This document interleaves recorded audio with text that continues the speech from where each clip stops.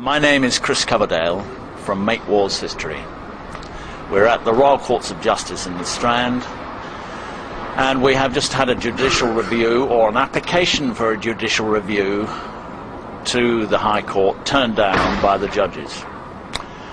Now, what we were aiming to do was to appeal against the DPP's decision, that's the Director of Public Prosecution's decision, to drop the criminal proceedings against Tony Blair, Jack Straw, Jeff Hoon, Gordon Brown and other members of the British government for the crimes of genocide, crimes against humanity and other war crimes committed against the Iraqi and Afghan people.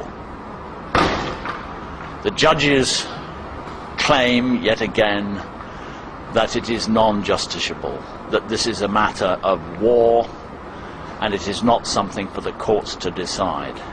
That is in complete opposition to the case pleaded this morning, where we're saying that we have given detailed evidence to the Crown Prosecution Service about the crimes of genocide, crimes against humanity and war crimes taking place in Iraq. We now know that 1 million people have been killed, and that includes perhaps 300,000 children have died as a direct result of our intervention in their countries. And we in Make Wars History are determined to ensure that those responsible for the worst criminal offences known to mankind are held to account for those decisions in a court of law. Unfortunately, the British justice system, we can't find a single judge, prosecutor or police officer who is willing to enforce the laws of war. So we are now determined to take a number of steps to take this forward. Very briefly, the steps that can be taken are to go to the International Criminal Court in The Hague. Under the Rome Statute, the legislation on genocide, crimes against humanity and war crimes that is universal in 108 nations, we are able to take a case to the International Criminal Court if our government proves unwilling or unable to bring proceedings themselves. And because they have refused for 6 years to bring any case to court for any of the killings, arbitrary killings that are taking place, we now have enough evidence to go to the International Criminal Court and ask them to start a case to prosecute Blair, Brown and all the rest of our war criminal ministers for the crimes they've committed in Iraq and Afghanistan. There are 4 things that every individual can do to get involved in holding our government to account for its crimes. The first one is reporting the crimes to the police. In law, if someone commits a crime and you observe it, you have a duty to report that crime to the police. So anybody, anywhere, can download the evidence of genocide from our website and take it into their local police station, accusing their local MPs of taking part in genocide. Now, if you take that into the police, they have a duty to investigate the case, investigate the crimes and arrest any offenders they come up with. So they have a duty that you pass on to them the duty to arrest and prosecute our government ministers. Now, that's not quite as easy as it sounds because of the corruption in the police forces in this country. We have not yet found a single police officer, prosecutor or judge who is willing to enforce the laws of war. But with the help of the public around every possible avenue in Britain, we may be able to find somewhere a prosecutor, a police officer or a judge who is willing to move the case forward and to prosecute the crime of genocide. So that's the first thing everyone can get involved in, is reporting the crimes to the police. The second thing is refusing to pay tax. What we're encouraging is a lawful tax refusal rebellion. Under the laws of war, it is a criminal offence for taxpayers to contribute to genocide, crimes against humanity and war crimes. And all the monies that you hand over to your government, which they use to kill innocent Iraqi men, women and children, is unlawful. And so by handing it over to the government, you are committing a crime of conduct ancillary to genocide. You are aiding and abetting the criminal offences of our government. Therefore, you have a legal duty to refuse to hand over tax.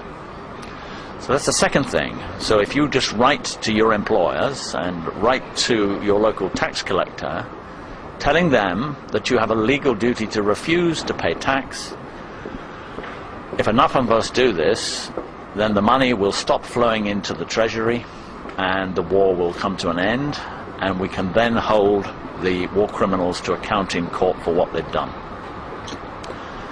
The third thing that we can do is to educate people about the laws of war. Our government has kept us in ignorance of the laws of war for 60 years.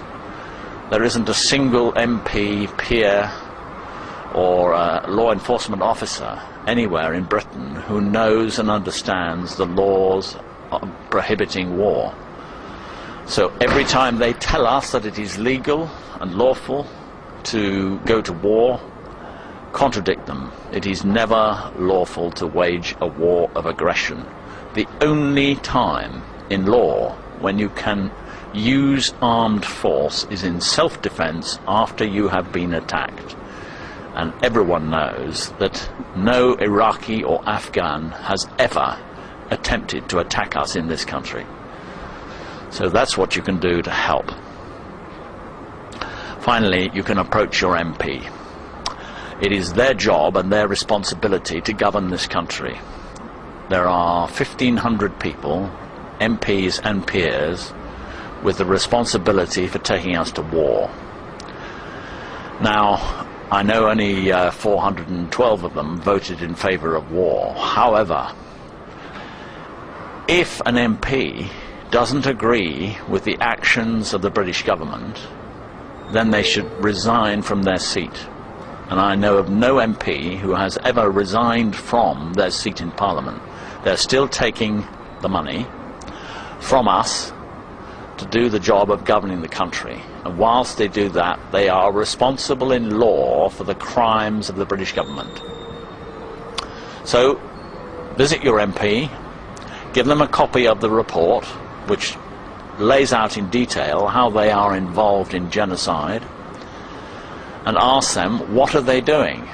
We wrote to every MP on March the 20th, and there's the details of that letter in this document.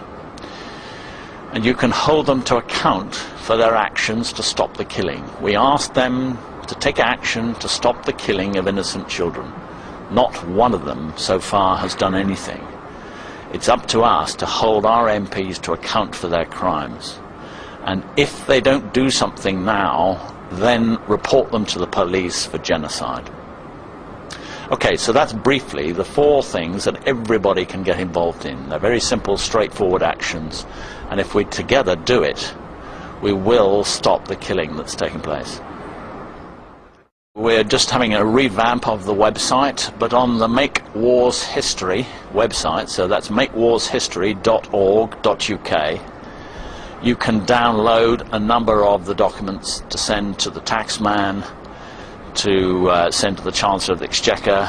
You can download copies of the report, copies of the letters we've sent to MPs, and lots of other material. And we will be putting up over the next 2 weeks a lot more of that material for you to use. So that's really the source material. Also, obviously, you have plenty of source material from the newspapers and television and video reports over the last 6 years of the horrors that have gone on in Iraq and Afghanistan. Remember that everything that the British government has done in relation to Afghanistan and Iraq is a criminal offence under the most important laws the world has ever signed. So it all provides evidence that can be used against them in court. It's likely to happen again. The real issue is that we went in there illegally, unlawfully. We have murdered 1 million people, 300,000 of them are children, and somebody must answer for those crimes. They are the worst crimes it is possible to commit, and they think they can just go in there, do their worst, and get out and remain unaffected. We must show them that's absolutely not the case. There are far too many MPs, peers, law enforcement officers, and even the Queen has no right to kill a child, and we need to pursue them until their graves to answer for what they've done in court.